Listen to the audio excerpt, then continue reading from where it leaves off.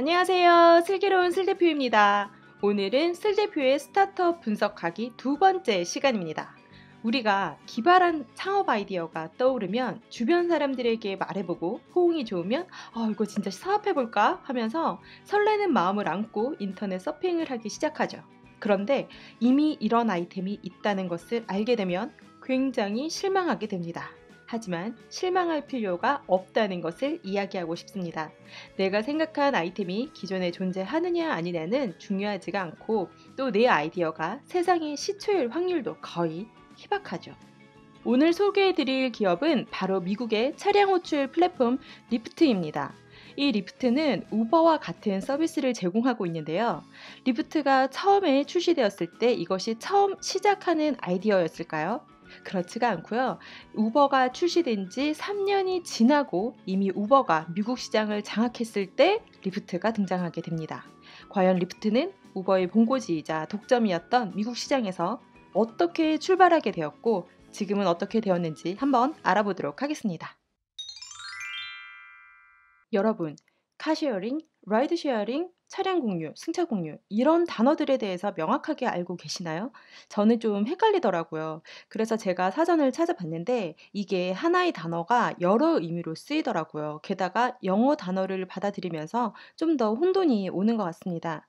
특히 이 라이드 쉐어링의 경우에는 우리말로 승차 공유 서비스라고 하는데 사전을 보면 라이드 쉐어링은 우버처럼 택시 형태도 라이드 쉐어링이라고 하고 다 같이 타는 카풀도 라이드 쉐어링이라고 하더라고요. 그래서 보편적으로 많이 쓰이는 단어 기준으로 정리를 해봤습니다. 먼저 카쉐어링은 차만 빌려주는 거죠. 차량 공유 서비스라고 하고 기존의 렌트카 개념이라고 볼 수가 있어요. 대표적으로 우리나라는 쏘카를 예를 들 수가 있겠죠. 라이드 쉐어링은 호출하면 운전자가 와서 태워주는 기존의 콜택시 개념인데 우리말로 있을 때 두 가지가 있더라고요. 승차 공유 서비스라고도 하고 차량 호출 서비스라고도 합니다. 그런데 저는 이 승차 공유라는 단어보다는 차량 호출 서비스가 좀 더 명확한 표현이 아닌가 생각을 합니다. 마지막으로 카풀은 많이들 알고 계시듯이 목적지가 같은 사람들끼리 같이 타고 가는 게 카풀이죠. 이제 다시 리프트로 넘어가 보도록 하겠습니다. 캘리포니아 LA 위쪽의 산타바바라에서 UC 산타바바라에 재학 중이던 로건 그린은 LA에 있는 여자친구를 만나기 위해 대중교통을 이용하면서 무지 불편함을 많이 느꼈다고 합니다. 사실 저도 이 LA 쪽에서 1년 정도 지냈었는데 차 없이 살기가 정말 너무 힘이 들더라고요. 그래서 로건은 이 대중교통이 아닌 카풀을 이용할 때도 있었는데 이때는 동승자에 대한 불안감이 늘 컸다고 합니다. 이러한 문제들을 몸소 느끼면서 스스로 교통 문제에 관심을 많이 가지게 되었고 그러다 보니 자연스럽게 이런 쪽으로 사업 구상을 할 수밖에 없겠죠. 페이스북 무료 프로그램을 이용해서 캠퍼스 내 학생들끼리 카풀을 매칭해주는 사업 아이템을 구상하게 됩니다. 이것을 로건은 짐 라이드라고 이름을 지었어요. 이 당시 미국 반대편 뉴욕 쪽에서는 코넬대에 다니던 존 짐머가 있었어요. 존 짐머 역시 주말이나 방학 때 코넬대에서 집이 있는 뉴욕으로 갈 때면 혼자 타고 가는 차 안의 빈좌석들이 아깝게 느껴졌다고 합니다. 그래서 존 짐머 역시 이러한 카풀 아이템에 관심을 두게 되었습니다. 그러다가 어느 날 이 둘이 서로 페이스북을 통해 친구가 되었습니다. 그리고는 서로 같은 공통의 관심사가 있다는 것도 알게 되었죠. 그래서 로건은 본인이 생각한 아이템인 짐 라이드를 존 짐머에게 소개하게 됩니다. 존은 이 아이템을 보고 본인의 이름과 비슷해서 이거 운명 아닌가? 하는 생각도 했다고 합니다. 그리고는 이 둘은 짐 라이드를 같이 사업화하게 됩니다. 짐 라이드는 페이스북 API를 이용한 카풀 매칭 사업입니다. 제일 먼저 존이 다니던 코넬대에서 먼저 출시를 하게 되는데 이때 학생들의 반응이 굉장히 좋았고 곧이어 로건이 다니던 UC 산타바바라에서도 시작하게 됩니다. 그런데 이들은 이 사업 아이템의 한계를 느끼게 됩니다. 왜냐하면 장거리 카풀에 중점이 되다 보니 이용객들의 이용 빈도수가 굉장히 낮았기 때문이죠. 이들이 원한 것은 많은 사람들이 늘상 쓸 수 있는 아이템. 그래서 사람들의 이동 수단에 깊이 관여할 수 있는 그런 아이템으로 바꾸고 싶어 했죠. 그래서 미국 렌트카 회사인 엔터프라이즈에 이 짐 라이드를 매각하게 됩니다. 그리고 이들은 리프트라는 새로운 아이템에 포커스를 두게 됩니다. 리프트는 카풀이 아닌 차량 호출 서비스입니다. 그런데 문제는 이때 미국에는 이미 같은 아이템인 우버가 자리 잡고 있었습니다. 리프트는 이미 우버로 장악된 시장의 후발주자로 들어가야 합니다. 그렇다면 차별화된 방식으로 접근해야 할 것입니다. 이들이 둔 차별화는 과연 무엇이었을까요? 카풀이건 차량 호출 서비스이건 운전자에 대한 신뢰도는 제일 중요한 요소일 것입니다. 리프트는 운전자에 대한 신뢰도를 향상시키기 위해서 굉장히 까다로운 규정을 정해놓습니다. 그리고 핑크 코수염을 내걸고 굉장히 친근한 이미지로 다가갑니다. 당시 우버는 굉장히 고급스러우면서 무거운 느낌이었는데 리프트는 반대로 친구 같은 가벼운 이미지로 어필합니다. 실제로도 리프트는 승객들이 뒷자리를 타지 않고 앞좌석에 타게 했고 운전자와 이런저런 이야기를 하며 즐거운 라이딩이 되도록 했다고 합니다. 그런데 사실 제가 이 부분은 좀 호불호가 있을 것 같기는 해요. 요즘은 무검 택시라고 해서 택시 기사님이 말씀을 하지 않는 이런 서비스가 오히려 승객들에게 호응을 얻는다고 하더라고요. 제가 생각했을 때 리프트의 가장 큰 장점은 바로 이 세 번째, 운전자 중심의 정책들이 아닌가 생각합니다. 리프트는 운전자들이 행복하게 일할 수 있도록 파격적인 지원들을 합니다. 1달러 세차장, 차량 무료 정비 서비스, 헬스장 건설, 언어나 심리, 교양 등을 배울 수 있는 온라인 강의들도 개설을 하고요. 승객들이 앱을 통해서 운전자들에게 팁을 줄 수 있도록 하는 기능도 처음부터 어플리케이션에 탑재를 했다고 합니다. 그리고 일에 보람을 느낄 수 있도록 재능 기부 형태로 노약자나 임산부들을 무료로 태워주도록 하고 이 비용을 회사에 청구하면 회사가 운전자에게 지불하였다고 합니다. 운전자가 자부심을 가지고 일할 수 있도록 리프트는 끊임없이 노력을 하였습니다. 리프트가 우버보다 후발주자였지만 후발주자여서 장점도 있었습니다.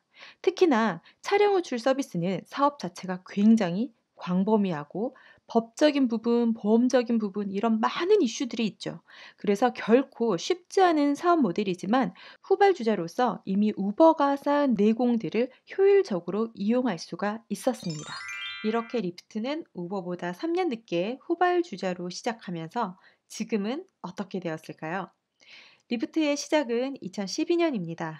기업 가치 우버는 1,200억 달러, 리프트는 151억 달러입니다. 매출은 우버는 38억 달러, 리프트는 5억 6천 달러. 점유율은 7대 3입니다. 점유율이나 매출이나 이런 것들은 우버가 초강세지만 고객 만족도는 과연 어떨까요? 친절하고 이미지가 좋은 회사는 어디냐라는 질문에 리프트가 우버보다 2배나 앞섭니다. 시장 점유율 변화는 3년 전에 9대 1에서 현재 7대 3으로 좁혀지고 있고요. 그리고 운전자들이 느끼는 일에 대한 만족도는 리프트가 75%나 됩니다. 리프트가 아무래도 운전자 중심으로 정책을 하다 보니 이런 결과는 좀 당연하게 나오는 것 같은데요. 운전자가 일에 대한 만족도가 높으면 이것은 그대로 소비자들에게도 영향을 줄 수밖에 없죠. 리프트 개요를 간단히 살펴보면 2012년 6월 미국 샌프란시스코에서 로건 그린과 존 짐머가 같이 시작합니다. 현재는 미국과 캐나다 300여 개 도시에서 서비스를 하고 있고 5천여 명의 직원들이 일하고 있습니다. 앞으로 우버는 다양한 서비스로 아마존이 되고 싶어 하는데 리프트는 그렇지가 않고 순수한 이동수단 플랫폼에 전념을 할 계획이라고 합니다.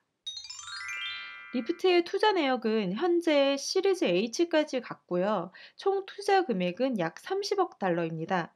주요 투자자로는 라쿠탄과 제네럴 모터스 그리고 피델리티 인베스트먼트가 있습니다.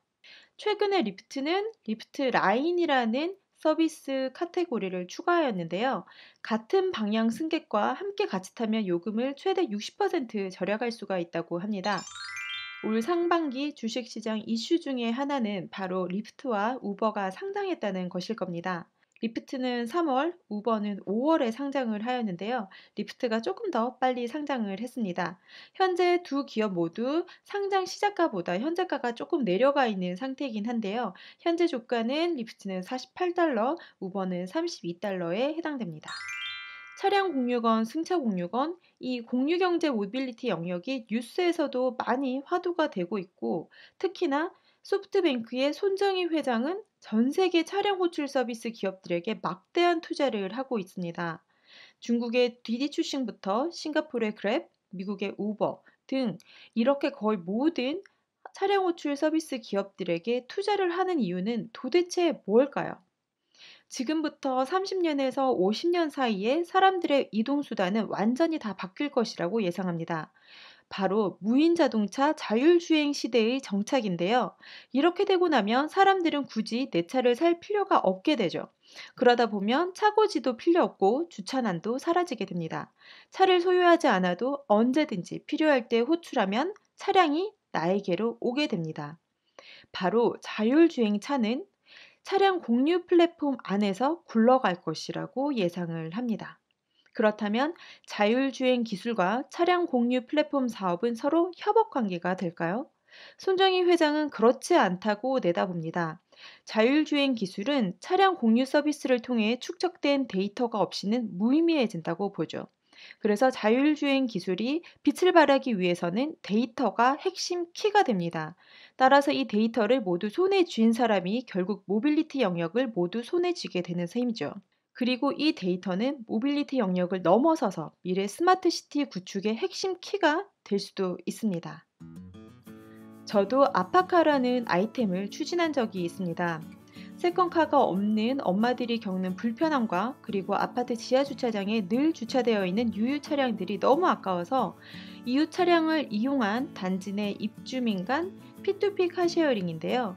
우리나라는 P2P 카쉐어링이 불법이기도 하지만 이 시스템이 굴러갈 수 있는 어플리케이션을 만들기도 생각보다 굉장히 벅차더라고요.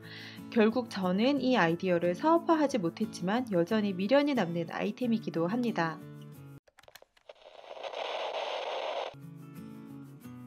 저는 공유경제라는 것이 기존의 유휴 자원을 이용해서 낭비되는 자원을 효율적으로 쓰는 것이 진정한 의미의 공유경제라고 생각을 했습니다.